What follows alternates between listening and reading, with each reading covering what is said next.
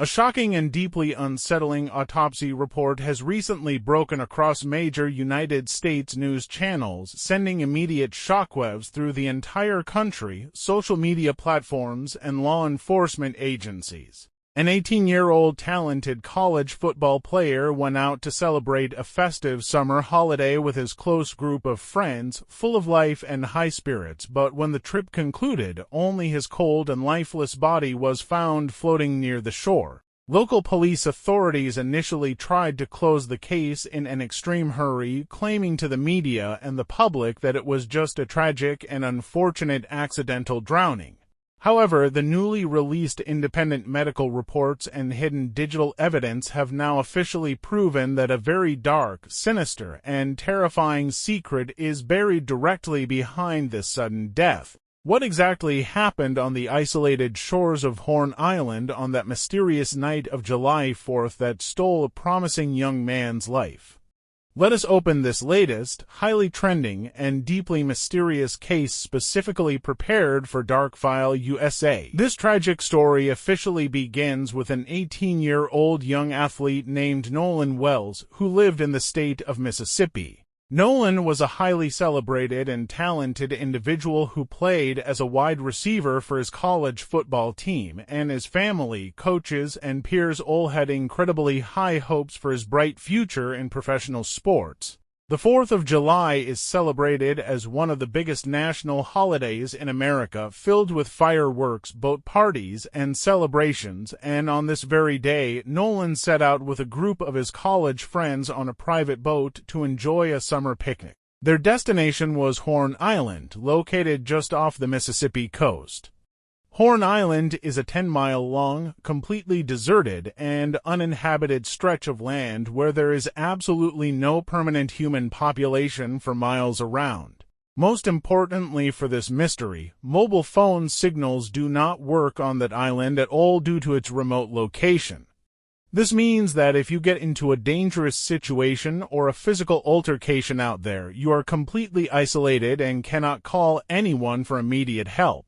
According to the explicit statements provided by Nolan's grieving family, Nolan was the only black boy in that entire group of partygoers, while all of his other friends were affluent white teenagers. As the evening hours approached, all of Nolan's friends packed up their belongings and returned to the mainland shore on the private boat, but shockingly, Nolan was not on board with them.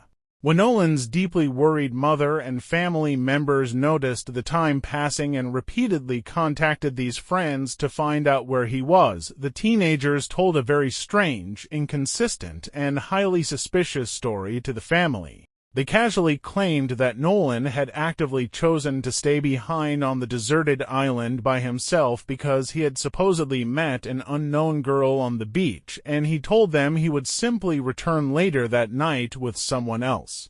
However, when the police investigators later tracked down this specific girl and officially took her legal statement, she made a shocking revelation that completely shattered the friend's story. The girl stated under oath that Nolan did not stay with her, but rather Nolan himself had walked away from her group to go back to his original friends on the boat. This critical contradiction is precisely where the friend's first major lie was caught by the family. Furthermore, the most suspicious aspect of that evening was that, while the friends claimed they left Nolan alone on the island, they somehow brought Nolan's mobile phone, his personal wallet, and his private car keys back to the mainland with them. Nolan's family argues with absolute certainty that Nolan was not foolish or reckless enough to let himself get intentionally stranded on a dark, deserted island without his phone, money, or vehicle keys. Even more terrifying and suspicious was the timeline of that night. The friends had completely left the island at around 4:30 in the afternoon, but they deliberately did not inform Nolan's mother that her son was missing until 11 o'clock at night. This inexplicable 6-hour delay in reporting his disappearance raised massive red flags for everyone involved.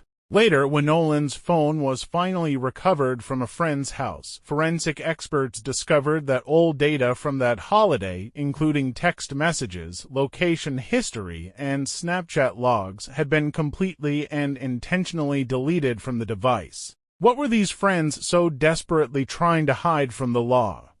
2 days later, on July 6th, Nolan's body was found by the water's edge. Determined to uncover the truth and get actual justice for their son, Nolan's family decided to bypass the local authorities entirely and hired attorney Ben Crump, who is widely known as one of the most famous, powerful, and successful civil rights lawyers in the United States. Attorney Ben Crump completely changed the direction and speed of the entire case as soon as he took over. He openly refused to believe the local police department's official narrative and immediately arranged to conduct a completely private and independent autopsy of Nolan's body. The immense funding required for this independent medical autopsy was generously provided by famous former professional football player Colin Kaepernick, while the expensive funeral and burial expenses were fully covered by the renowned Hollywood director and billionaire Tyler Perry, bringing massive national media attention to the case.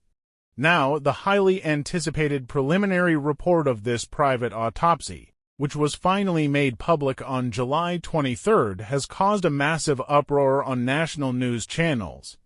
The independent forensic pathologist, Dr. Roger Mitchell, explicitly wrote in his official medical report that the true cause of death for Nolan Wells is still entirely unclear and highly suspicious, stating that he cannot call this death a mere accident under any reasonable medical circumstances. Dr. Mitchell revealed after a meticulous examination of the body that a deep, blunt force red discoloration and bruising was found directly on the back of Nolan's head.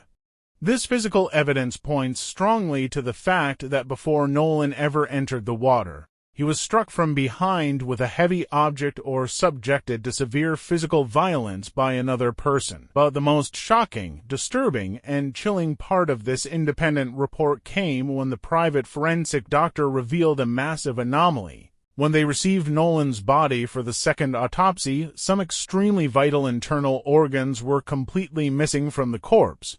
It was discovered that the state medical examiner, during the very first official government autopsy, had physically removed and intentionally kept Nolan's throat structures and windpipe, flatly refusing to hand them over to the private medical team. Although keeping certain tissue samples for laboratory testing is considered standard procedure in forensic science, Attorney Ben Crump loudly alleged to the media that the throat section is being intentionally hidden by the state because there were clear marks of manual strangulation, bruising, or severe internal swelling on Nolan's neck, which would instantly prove he was choked to death before being thrown into the ocean.